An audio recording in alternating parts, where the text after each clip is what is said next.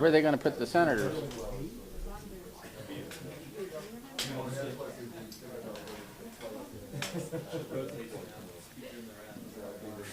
Hmm. Yeah, no.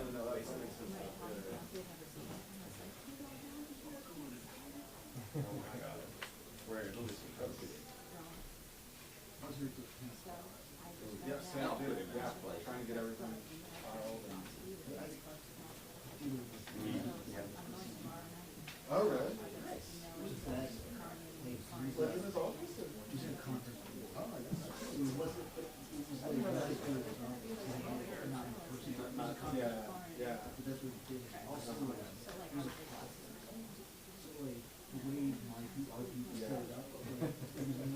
There you go.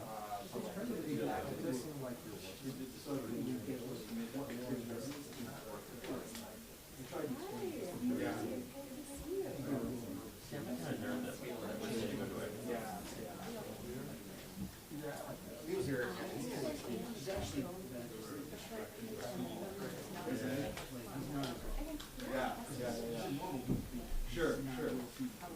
Right.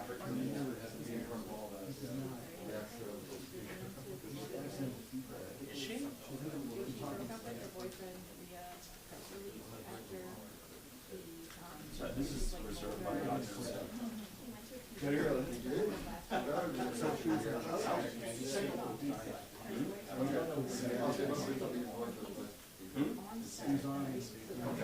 Yes. You think Scripps uses Adele? If I was given Adele, I realized the pool picked that up. Spoke people. That's the ultimate power. There's no more power. Yeah. I'm just having fun.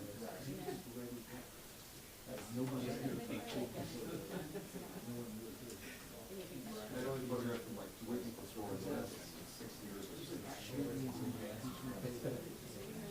I remember having it. Yeah. Is this the thing? Yeah. What are we doing?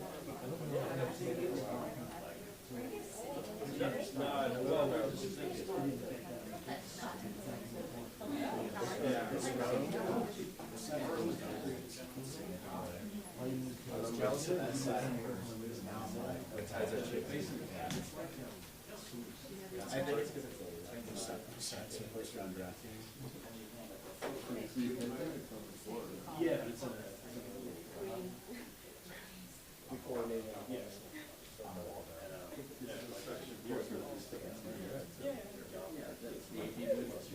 I assume that was based on what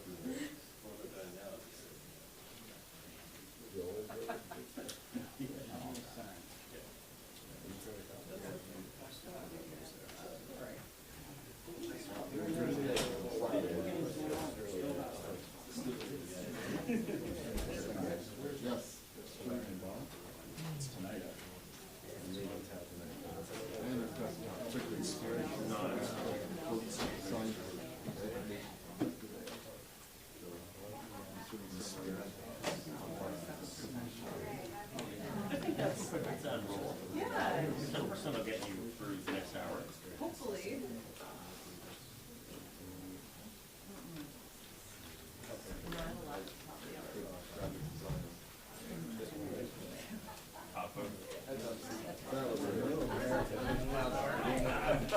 A new Senate, that's for sure. Sorry. Guess I need to take the call. Yeah. We're the only people to ever start on time, y'all witnessing history. So, Tom Cotton.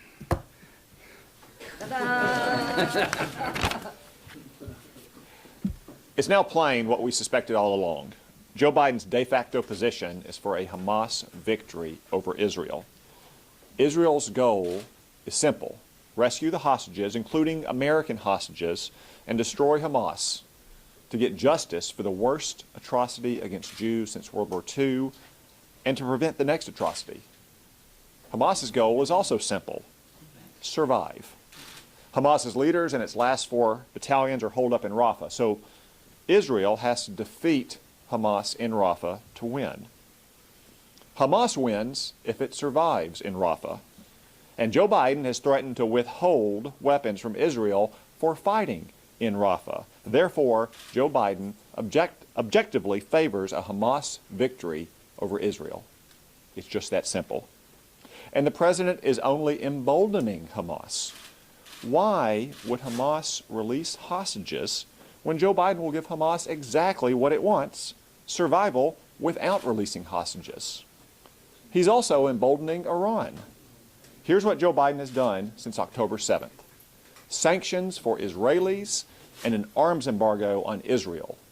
Sanctions relief and the end of an arms embargo on Iran. Now, some people say Joe Biden is doing this for his re-election, which would be bad enough. It would also, I have to add, be grounds for impeachment under the Democrats' Trump-Ukraine standard, withholding foreign aid to help one's re-election. Only with Joe Biden, it's true. But I'm afraid it's also worse than that.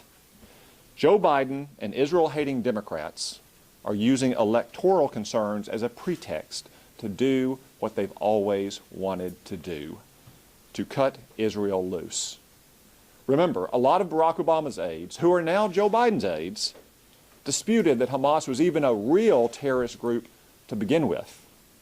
For that matter, remember that Joe Biden himself threatened Israeli Prime Minister Menachem Begin more than 40 years ago with cutting off aid to Israel.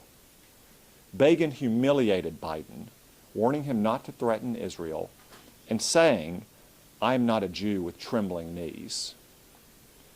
Israel is fighting a just and necessary war. Their knees are not trembling. As Prime Minister Netanyahu just said, they'll fight alone if they have to. But let me assure all the Israelis watching, you won't have to fight alone.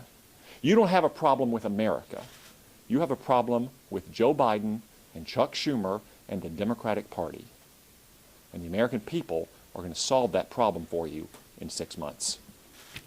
Senator Thune and Collins. Well, thank you, Lindsey, for your leadership on this and all issues that pertain not only to America's national security interests, but to that of our allies.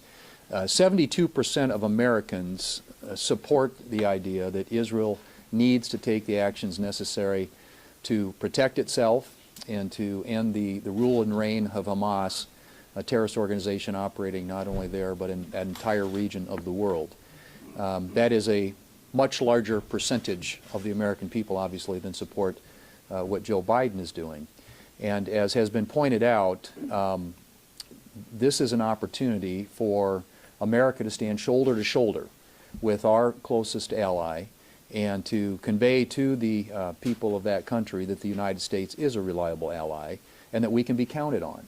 The problem with what's happening with the Biden administration today is not only does it force people to question our reliability as an ally, it puts Israel's national security interests at risk. This is insane, what is being suggested by this administration after the Congress, in huge bipartisan fashion, supported over $14 billion to go to aid Israel. This administration would decide unilaterally, without any input from Congress or anybody else, that because they don't like the way that Israel is defending itself against this threat, that somehow they're going to start cutting off the very assistance that the United States Congress said that we want sent to Israel, to our ally, to make sure that they're able to defend themselves and to root out this terrorist organization operating on their border. The American people support Israel overwhelmingly, as has already been pointed out. And they also believe that Israel needs to do what is necessary. And if that includes going into Rafah to root out the Hamas threat, then that is necessary for their very survival. This is an existential threat for the people of Israel. The United States need to have their back. We have their back. The American people have their back. The Republicans here in the United States Senate have their back. And we will do everything we possibly can to make sure that Joe Biden, notwithstanding his statements of the last few days here, does what the American people and the United States Congress have said we need to be doing to support our strongest ally in the world. Senator Collins. Well, first, Lindsay, thank you so much for your leadership. Let's review a little bit of recent history. As Senator Thune has just outlined, it was the administration that put together a supplemental funding request to provide weapon systems, munitions, equipment, and other means of assistance to Israel. Congress repeatedly, by overwhelming bipartisan margins, supported that funding, supported assisting our closest ally in the Middle East, Israel. And what did the administration do? Without any consultation, over the weekend, the administration decides to halt the delivery of essential weapons to Israel. They did not inform the Appropriations Committee. They did not inform the Formulations Committee. They did not inform the Armed Services Committee. It was a unilateral decision. Yesterday, during the Defense Appropriations Subcommittee hearing, many of us questioned Secretary Austin about the decision made secretly over the weekend without consultation with Congress. He said that it was not a final decision. If you pause, if you halt the delivery of weapon systems that Israel needs to defend itself and to win the war against a terrorist group that is dedicated to its destruction, that is a decision. Thank you. Senator Rich. Well, thank you very much. I put out a press release on this a little earlier today, which has a lot more detail than what I'm going to say, and it's going to be brief. Look, the non-partisan weapons sales process has kept domestic political squabbles out of this for a long, long time. It's been in place for about a half a century, and it has worked really, really well. The administration has stepped outside that those boundaries now with what they're doing here without any notifications to us. Look, we have a situation here where the Congress passed funding, the administration allowed these weapon sales. Myself and the other 3 members of Congress who closely look at these sales and take that obligation seriously all signed off on it. And now in the heat of battle, this administration is saying, we're going to pull this back. This is unprecedented. It's going to be watched by our enemies. It's going to be watched by our allies, and it is not helpful to the national security of the United States. More importantly, what the administration claims to be trying to do is to reduce the collateral damages when Israel goes into Rafah. And they are going into Rafah. They've said they're going in with or without anybody else's help. What is the system that they've held up? It's the kits that make the bombs smart bombs and precision bombs instead of general bombs. They're doing exactly the opposite of what they say they're trying to do. This is simply a nod to their far left flank. It's trying to have a foot on each side of the fence, which it can do. Within 2 hours of the president's announcement last night, Hamas said they were withdrawing from negotiations on hostages and on a ceasefire. What the president has done is handed a great victory to Hamas here. It's going to invigorate the fighting that they're doing in Gaza, and it's going to stop the negotiations that have been ongoing. This was a horrible mistake. Thank you. Well, what have I learned? It took Hamas 2 hours to withdraw. It means they have bad internet, because I think they would have withdrawn the moment they heard. We have several other speakers, but I just want to emphasize one thing. This is all about President Biden and Lloyd Austin trying to take over the war from Israel. I got one message for Israel. Don't let them do it. Joni. Yes, thanks everybody for coming out today, and Lindsay, thank you for your leadership on this.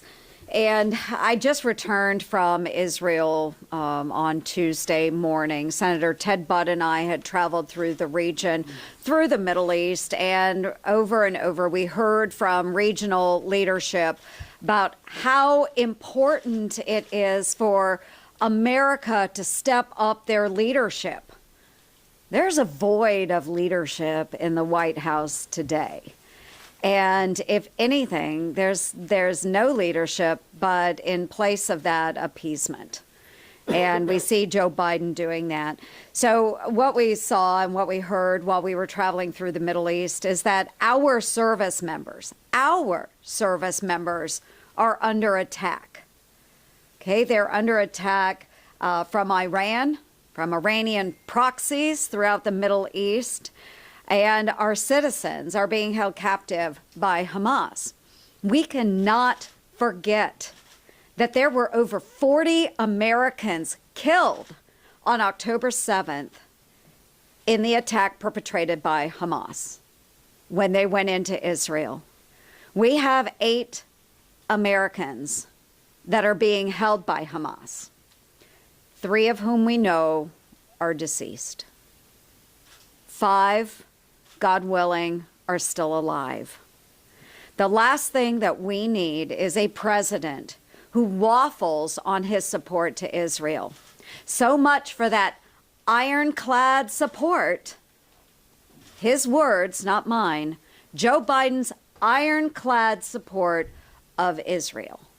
Folks, he's lying to Israel and he's lying to all of you. It is not ironclad. He is withholding weapons that are needed by our closest friend and ally in the Middle East, Israel. We already have these mouthpieces for Hamas here at home. We've seen them all on these liberal campuses out there supporting and saying they are Hamas.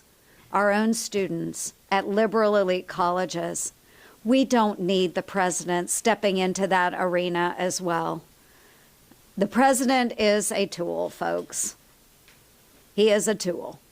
Okay, in this case, he's a propaganda tool. But Hamas is using him, and he is allowing it, and he is turning his back on Israel. So our message today should be to remember, Mr. President, Hamas created the humanitarian disaster in Gaza. Hamas knew exactly what would happen when they attacked on October 7th. They knew that Israel would respond and that they would strive for victory and the destruction of Hamas. They knew that. This is not Israel's fault. This is Hamas's fault. This is Sinwar's fault. This is Iran's fault. It is not Israel's fault. So we don't need Joe Biden being a mouthpiece for Hamas. We certainly don't need it in our White House. We need new leadership. Senator Cruz and Marshall and just keep going. The national security policy of Joe Biden and the Democrats is precisely backwards.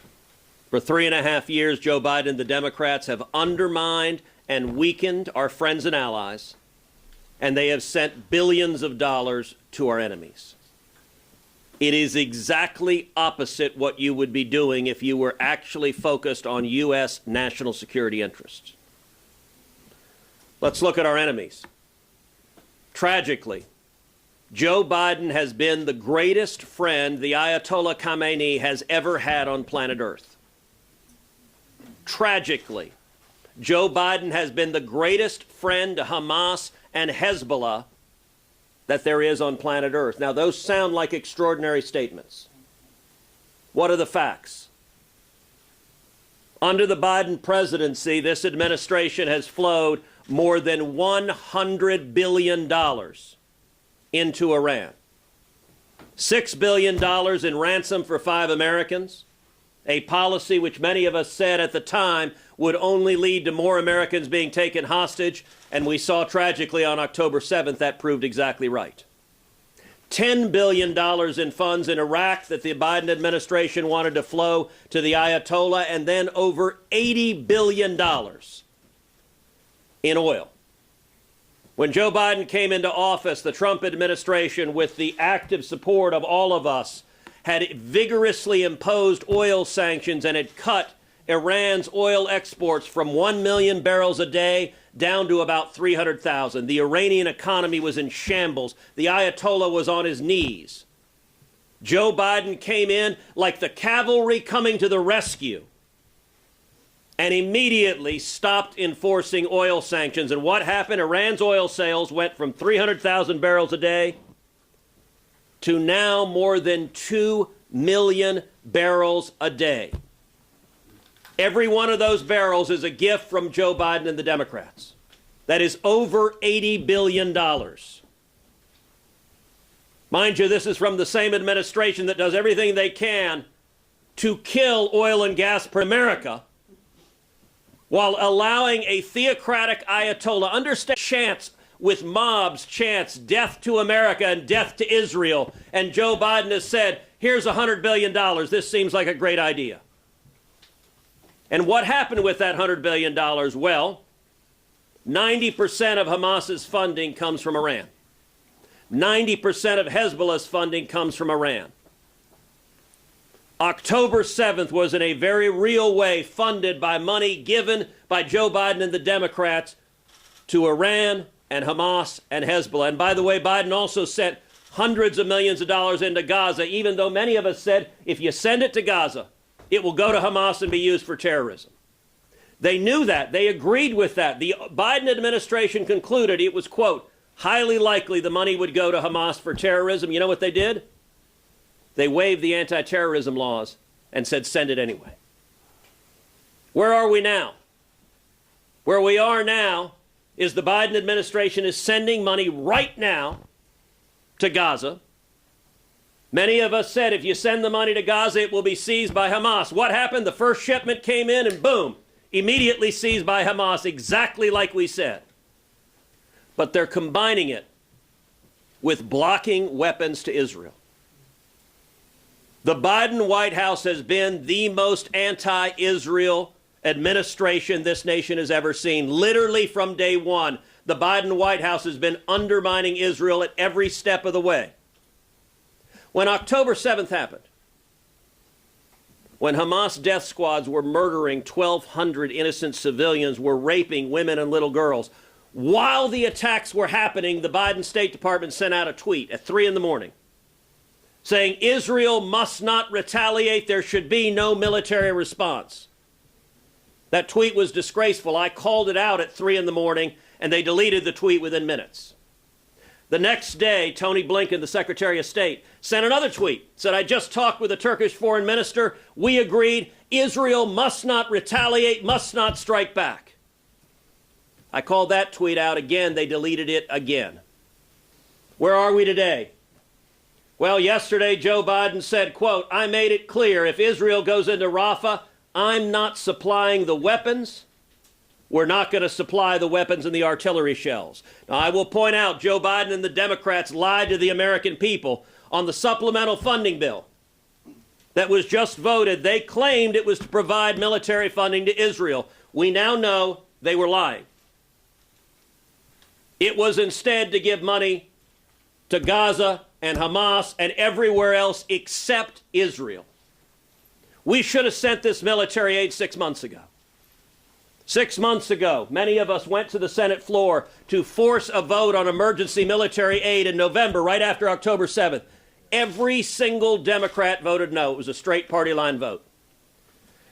A final observation. What Joe Biden is doing is not new. He has spent decades attacking and undermining Israel. Yes, it is true the radical left wing of the Democrat Party, the pro-Hamas wing of the Democrat Party is on the rise, is on campuses, and the Democrats are terrified of them. All of that is true. Yes, it is true they're terrified they're going to lose Michigan unless they give in to the pro-Hamas wing of the Democrat Party. But understand these sentiments are not new for Joe Biden. In 1982, when, by the way, I was 11 years old. Yeah, we're young. There you go, Ted. In 1982, Joe Biden was a senator from Delaware, and he confronted Israel's Prime Minister Menachem Begin during his Senate Foreign Relations Committee testimony. And you know what Joe Biden was doing in 1982? Same damn thing he's doing in 2024. He threatened to cut off aid to Israel in 1982. And Prime Minister Begin responded as follows, quote, "Don't threaten us with cutting off your aid. It will not work. I am not a Jew with trembling knees. I am a proud Jew with 3,700 years of civilized history. Nobody came to our aid when we were dying in the gas chambers and ovens. Nobody came to our aid when we were striving to create our country.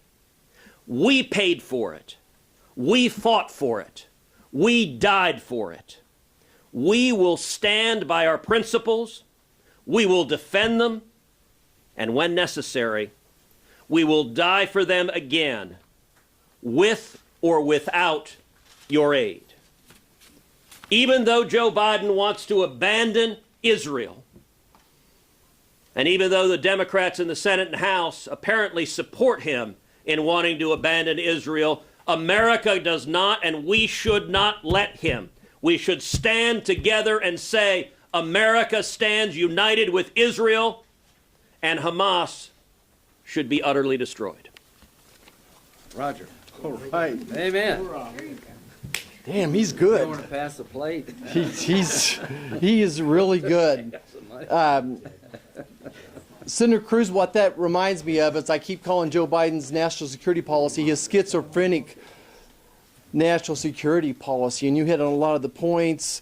Senator Graham, I'm honored to stand in this foxhole with you, and never been more honored to stand with these group of soldiers here fighting for the safety and well-being of Israel. You know, I've often said watch what Joe Biden and the Democrats do. Don't watch what they say, watch what they do. This is Senator Schumer, November 14th in the National Mall. I quote him, "We will not rest until you get all the assistance you need. We will not rest until you get all the assistance you need." Several hours later, we had a vote where they tabled standalone funding for Israel. As a matter of fact, 6 times the Democrats have voted against standalone funding for Israel. I would ask Leader Schumer, where's his outrage today? If he sits here and says that he would not rest until Israel gets the help they need, where is his outrage today? April 17th, the Wall Street Journal, Joe Biden, and I quote him, "Now is not the time to abandon our friends. The House must pass urgent national security legislation for Ukraine and Israel." So April 14th, the President of the United States is saying this is urgent. This week, as several people have referenced, on Holocaust Remembrance Day, Joe Biden said, "Never again. Never again to the Holocaust survivors and Jewish Americans." Here he is saying one thing, but he does another. His words are empty. This is why he has no respect on the world stage. He now holds aid up to Israel with zero transparency and zero communication to Congress. I want to just talk a second about Joe Biden's schizophrenic foreign policy. This is what makes him so very weak, and why our enemies don't fear us and our allies don't respect us anymore, because he has a schizophrenic policy. He says he wants to help Israel, but he's bowing knee to a handful of votes in Michigan. He can't thread this needle. He's putting political aspirations ahead of sound national security policy. That's why it seems schizophrenic to me and to many Americans as well. At the end of the day, we don't know where Joe Biden stands. I don't know where he stands on this issue. He says one thing, he does another. Does he stand with Israel, or does he stand with Hamas? Does he stand with the anti-American protesters rioting across Americans' college campuses? All of his actions are saying that he stands with Hamas. Again, I'm honored to be up here today, and I just want our friends in Israel to know, as for me and my family, we're standing with Israel. Thank you. There are only 49 of us, so there'll be an end to this. Well, welcome to Joe Biden's America. Tuesday morning, I left beautiful Big Sky Country in Montana and flew back to Washington, D.C. I landed at DCA. My staff picked me up, and we were on our way to see George Washington University. I walked on campus, I stood in front of the statue of George Washington. The statue of the founder of our country was wrapped in a Palestinian flag. His head was wrapped in the keffiyeh, the black and white checkered scarf. Spray painted, vandalized the bottom in red spray paint. It said genocide. And then there was a whiteboard leaned up against the bottom of the statue.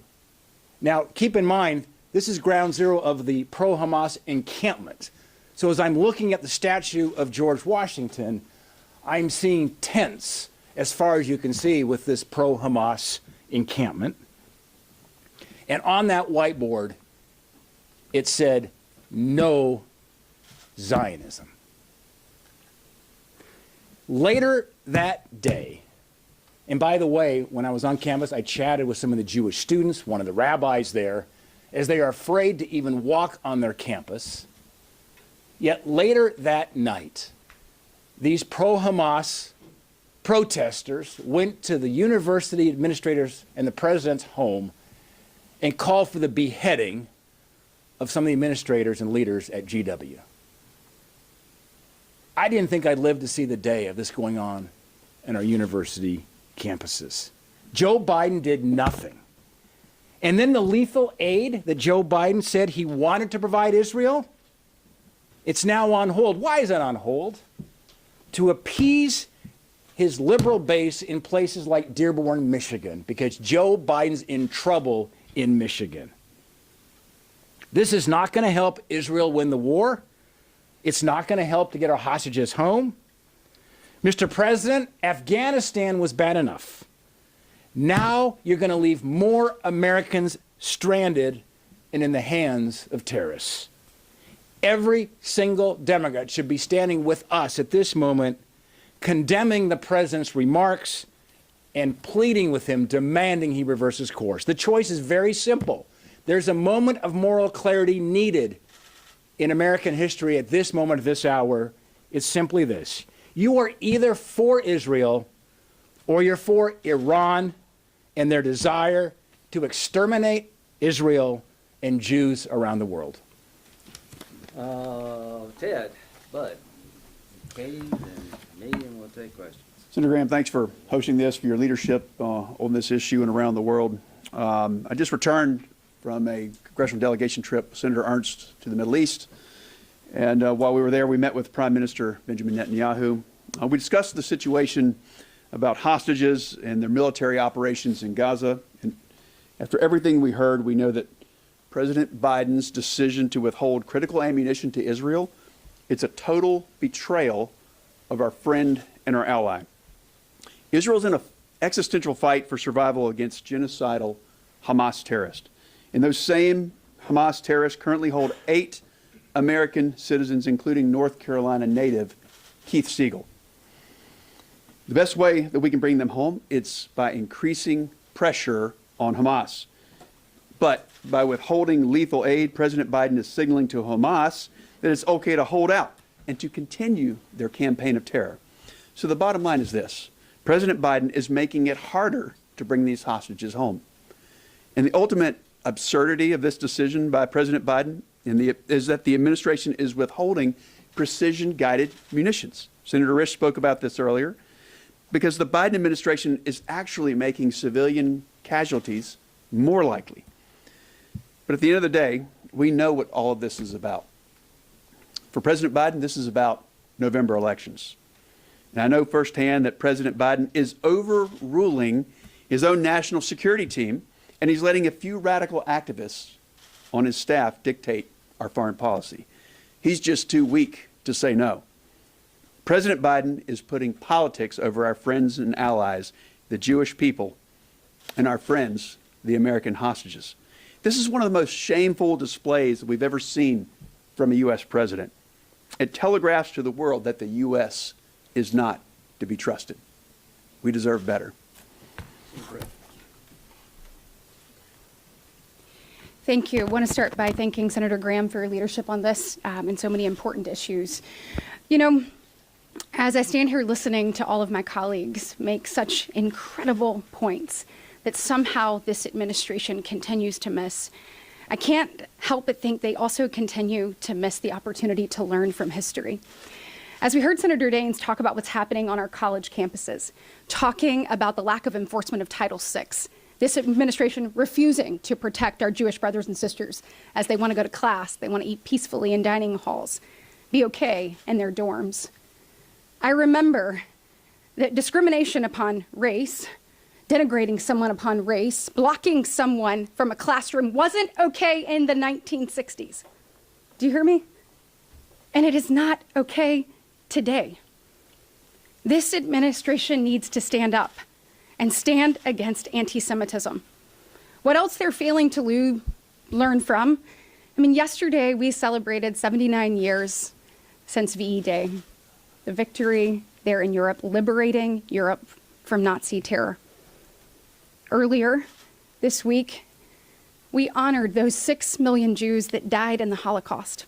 We are at a place in this country, a Harvard-Harris poll just came out, where it said between the ages of 18 and 29, 1 in 5 of those individuals don't believe the Holocaust even existed. And on that note, I think it's important that we continue to tell the story of October 7th, because somehow that has gotten lost. Senator Graham led a delegation to Israel. We sat across from Israeli leaders. We watched the footage, the horrifying footage of those Hamas terrorists with the GoPro cameras strapped to their heads and their chest. When we talked to the Israeli officials, we mentioned 9/11, and they said, yes, it's similar, but I want you to understand why it's different. You were able to wake up on September 12th and tell your kids that the perpetrator was oceans away. We woke up on October 8th, and the people who want to eradicate this entire population are just miles down the road. I want you to think of what we're asking for parents in Israel who are tucking their children in at night. These disgusting, barbaric terrorists, they're not going after soldiers. They're coming after babies and beheading them. We watch them rape women. We watch them pull Holocaust survivors from their wheelchair. We watch them burn parents alive in front of their children. This is what we are up against. You cannot, in good conscience, ask parents to tuck their kids at night without believing that Israel can move forward and eradicate Hamas. There are still 4 battalions in Rafah. So understand what that means for the innocent people of Israel. We must do more. Never again is now. And I urge the President of the United States to not be the very first president to not stand with Israel. They are our greatest ally, and they deserve us to stand shoulder to shoulder with them as they fight the evil that is Hamas. Well, thank you all. So real quick, let's just build up where, Mr. President, reconsider this. It's okay to reconsider and change your mind when circumstances warrant. For over a year, I have been working with the Biden administration and many of my colleagues up here to try to have an agreement between Saudi Arabia and Israel that would end the Arab-Israeli conflict on President Biden's watch. I believe a Democratic president is best positioned. That would be a major accomplishment. I think President Trump understands he would get his fair share of credit. I have been to Saudi Arabia and Israel 5 times since the war. The goal is to try to bring Saudi and Israel to the table to conclude a deal that would end the Arab-Israeli conflict, isolate Iran, and find a better, hopeful future for the Palestinians through direct negotiations with Israelis. I am still committed to that. Mr. President, if you do not change this policy, you will have destroyed the last best chance to deliver lasting stability in the Mideast for generations. Saudi Arabia is watching. Would you, as a nation, sign a defense agreement with the United States knowing what we have just done to Israel? Is signing on the dotted line with the United States in a mutual defense agreement equivalent to outsourcing your national security to the United States? That is the message you're sending. Israel's being asked to turn the war fighting over to the United States. Let us plan. That is a huge mistake. Number one, I trust Israel more than I trust Austin. He still said Afghanistan withdrawal was a good idea. Bottom line, there's a lot at stake here. I think the region and the world is going to second guess future relationships with us, Mr. President, if you don't change your mind. Finally, is it right to give bombs to Israel in these circumstances? I think the answer is yes. I want to define the problem Israel faces. Hezbollah is a terrorist organization. They're Shiites. They're in Lebanon. They actively attack Israel regularly. Hamas is a terrorist organization that is dedicated to the destruction of the Jewish state, not helping the Palestinians. Their charter is not to bring about a better life for the Palestinians, but to destroy from the river to the sea all the Jews. And this is what they said after October the 7th. We're not ashamed to say this with full force. We must teach Israel a lesson, and we will do this again, again, and again. This is the spokesperson of Hamas after October 7th telling Israel, we're coming for you again, again, and again. Now, what is the proportional response to that? I want you to ask every Democrat and Republican, were you okay with using 2 nuclear bombs against Japan to end the war? Was that proportional? Were you okay with the firebombing of Dresden to break the backs of the Nazis? What is the right response to a group that rapes your women, puts your babies in an oven, and threatens to do it again? Drop bombs if you have to. So you got Hamas, you got Hezbollah, and the biggest Satan of all is Iran. In 1 week, Israel was attacked by Hezbollah, Hamas, and Iran.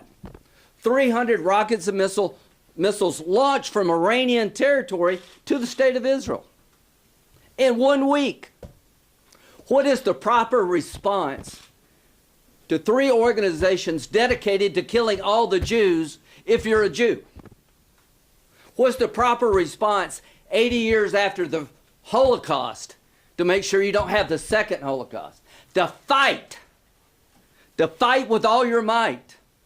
And here's what I want to say about the IDF. I've been there like all my colleagues. They're doing their best to restrict civilian casualties, I think. Here's the enemy. They're doing their best to make sure Israel kills as many Palestinians as possible. They have command headquarters under a hospital. I've been a military lawyer all my life. Hospitals are not legitimate targets unless you make them. They put weapons in mosques. They store weapons in schools. They fire rockets at Israel from apartment buildings. They're doing all they can to increase the cost of killing terrorists. For this very reason, the world will break. They could give a damn about the Palestinian people. They're religious Nazis on a quest to kill all the Jews. The last time somebody did this was Adolf Hitler. He wrote a book. Nobody believed him. President Biden, the enemies of Israel are dedicated to the destruction of Israel. Withholding weapons makes it very difficult, if not impossible, to get American hostages back and Israeli hostages back because you're incentivizing bad behavior. Withholding weapons makes Iran stronger, not weaker. Withholding weapons in the most just war since World War II makes Saudi Arabia more doubtful. The consequences of this decision, Mr. President, are going to change the region and the world for all the worse. I'm asking you, I'm pleading with you, change course. Give Israel the weapons they need to finish this fight, and I'll tell you what Israel is going to do with Rafah. They will go in and destroy these battalions. How they do it is subject to negotiation. But what I fear is this decision to withhold weapons has made the likelihood of going in Rafah greater, not less. It's going to make it longer, not shorter. And the consequences of bringing real change to the Mideast are fading with every passing day. Mr. President, if you can summon the courage to say we're going to give Israel the weapons they need, I think we can get the Saudi-Israel deal back on track. I think you'll have all the critics up here behind you applauding. And what do we want? We want Israel to survive and thrive. We want Hamas destroyed. We want the Palestinians to have a better future. That only happens when you're unequivocal. Now is the time, Mr. President, to send a message to all the bad guys. We're with Israel. Now's the time, Mr. President, to reinforce all the rhetoric you've been saying for the last 6 months. On October the 7th, things changed forever. This is Pearl Harbor and 9/11 for Israel. Our nation felt it was appropriate to drop nuclear bombs on 2 cities to end a war we could not afford to lose. I believe it's appropriate for Israel to have the weapons to destroy Hamas, to make sure we never have to do this again. Here's what Bibi said. Never again is now. Senator, is it your position that there is no red line when it comes to Israel's war with Hamas? My position is that Israel is fighting a just war. They're conducting themselves within the law of armed conflict, that Hamas is turning the law of armed conflict upside down, that the civilian casualties are mainly due in terms of numbers to Hamas's tactics, that I'm not going to second guess Israel. I'm going to give them the weapons they need. Israel's not the problem. What would we do? What did we do? We dropped 2 nuclear bombs on Hiroshima and Nagasaki. Should we have done that? Yeah, I think we should. We saved 1 million Americans from having to go and invade Japan. So no, Israel's tactics are not my problem. My problem is the equivocation by this administration to allow them to get on with doing this. So on the record, that's no? No. Yeah. Thank you so much. First off, Because I don't see a problem. First off, could you provide more detail on the national security implications of the U.S. withholding these? If you want the hostages back, you made it harder to get them back because there's daylight between the United States and Israel. Sinwar is feeling pretty good right now. The reason they're not dancing in Iran, they just don't dance. So here's the implications immediately. The hostage deal becomes harder to do. The implications longer range is that the deal between Saudi Arabia and Israel is less likely if Saudi Arabia believes we're going to take over and manage their national security by signing up with us. So I think the implications of Iran taking this as a sign of weakness get stronger. I think the desire of Israel to destroy Hamas is non-negotiable, and you're putting Israel in a bad spot. And then do you also, given the developments that you brought up, Saudi-Israeli normalization, do you still have a high confidence level that I am hoping it doesn't get derailed, but here's what you have to ask yourself. If you're Saudi Arabia, knowing what they're doing to Israel, would you sign on the dotted line? Knowing that they may come a day when you're in a fight for your life against maybe the Houthis or the Iranians, and all of a sudden we show up saying, no, you can't do this, you can't do that. All I can say, folks, if somebody had told us, you're doing too much to destroy Germany and Japan, after what they did, it would have fallen on deaf ears. Israel's trying to lower civilian casualties. Hamas is trying to increase civilian casualties. Therein lies our problem. Senator, given that there have been thousands of civilians that have died, do you think there should be no lever at all for the administration to try to prevent American weapons being used in attacks that even unintentionally end up killing innocent children or I think Israel is in a fight for its life. That the reason so many Palestinians have been killed is because Hamas has command centers under hospitals. Hamas uses the Palestinian people as human shields. Don't reward their behavior. What you're doing is you're saying Hamas has put Palestinians in the crosshairs of Israel, so stand Israel down?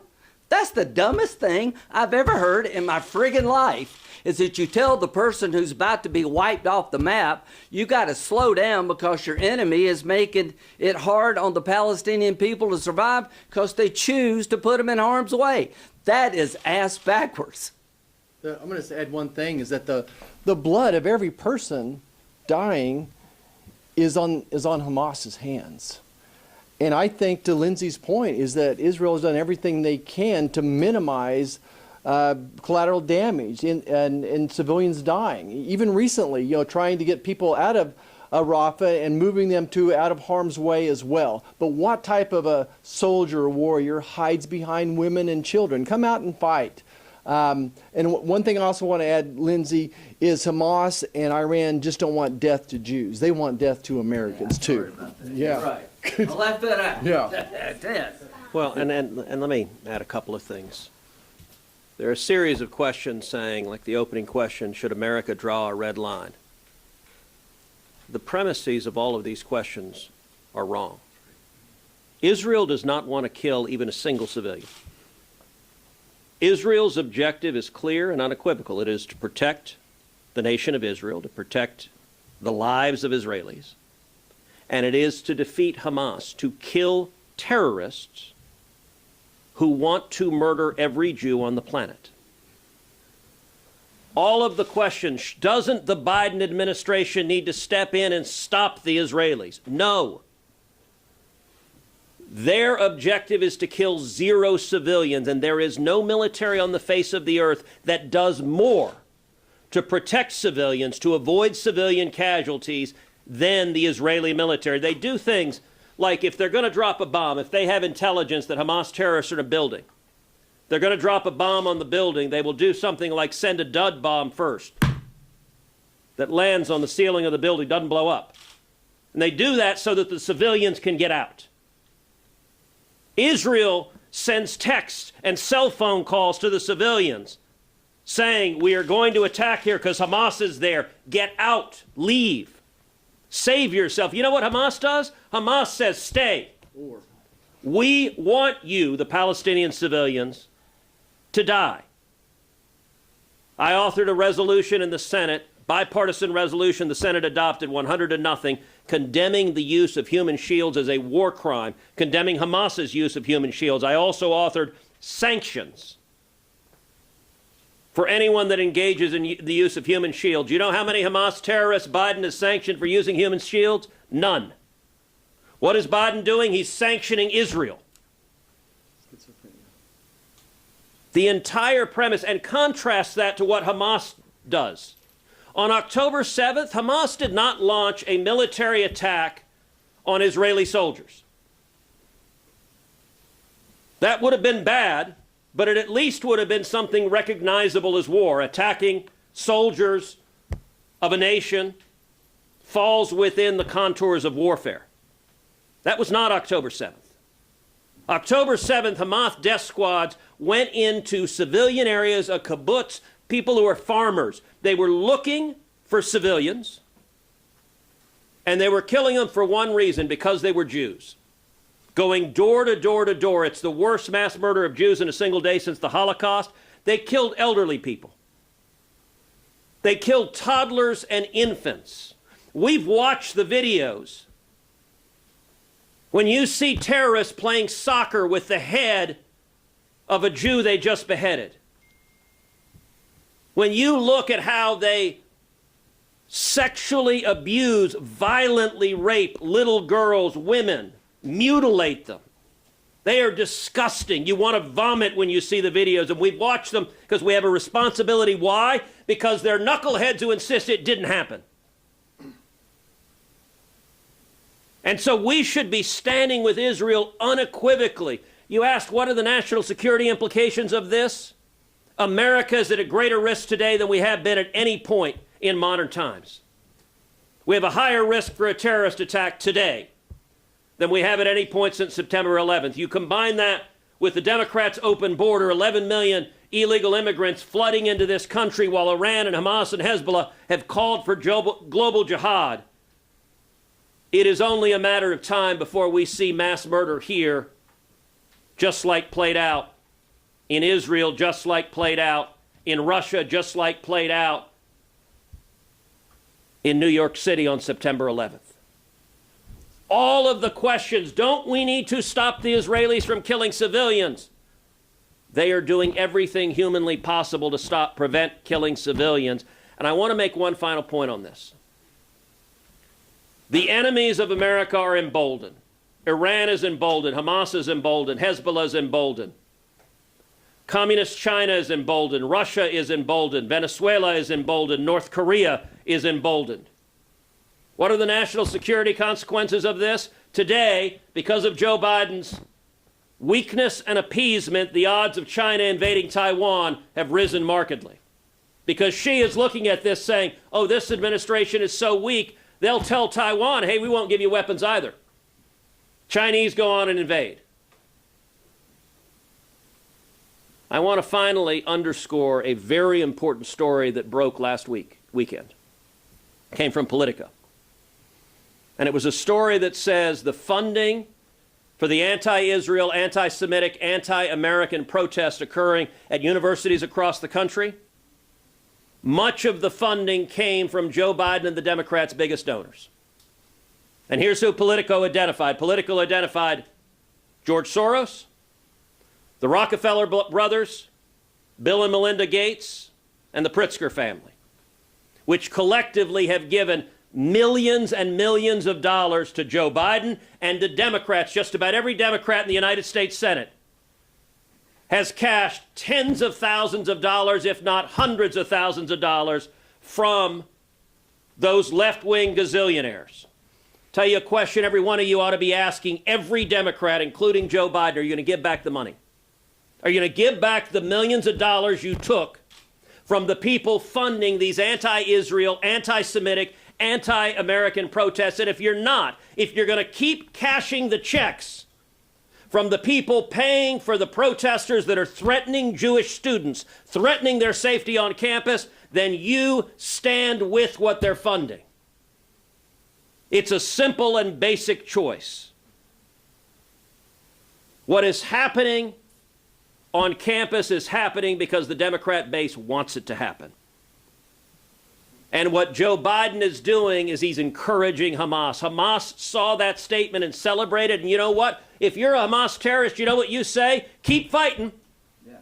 Keep fighting. You know what? We've now got Joe Biden coming to the rescue. He's going to cut off the Israelis' weapons. Let's keep fighting. We can kill more Israelis. Final question. I want to ask a final question. I want to ask a final question. We got two more after he asks himself the question. Why isn't there a single Democrat here? I want you to pause and ask. There are 51 Democrats in the United States Senate.